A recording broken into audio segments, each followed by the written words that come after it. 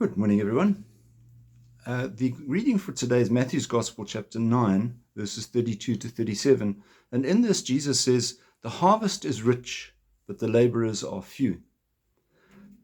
Now, the context of that we need to solve, is he necessarily saying, well, there's much to be done, not many people to do it?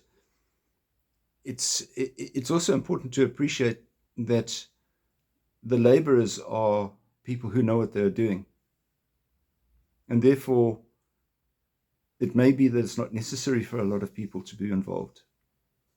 But ultimately, we know that in order to get a job done, if you speak to a farmer, they'll normally running a combine harvest up and down so that they can get their harvest into the sheds as soon as they can. So having a few people is not necessarily going to be good.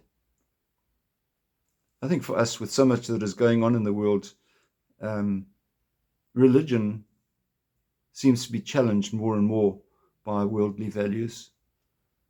And so we do find that the laborers are few, because it is quite a large task. But the harvest is rich. Jesus tells us that. We're brought to mind also the fact that the church sometimes would relate to the religious leaders as being the laborers. I think that's probably an historical error. So you would say, okay, the priests and the religious and the deacons, they must go and do it. And the rest of us, we can just sort of follow on. Now, I think that's possibly one of the things that Jesus would allude to. But remember, in the time of Jesus, he established his religion with 12 apostles.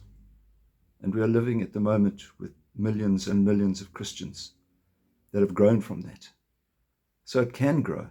I don't think we must be negative about it.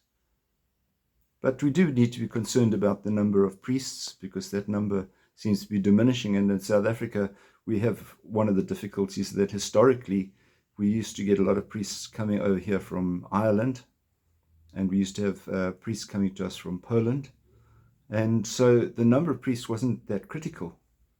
But as those men have been getting older and older, they're not being replaced from those places, and we're needing to supply our own priests. And people often comment, well, for a Catholic parish such as ours, we really should have had someone come forward as a priest. And it's something we should think about. But it's not just priests, it's everybody. So everyone is called to be a laborer. We need to get out and do what we can to make a difference, because we are given that responsibility. You have a wonderful day. Keep yourself safe. We'll see you again. God bless. Bye-bye.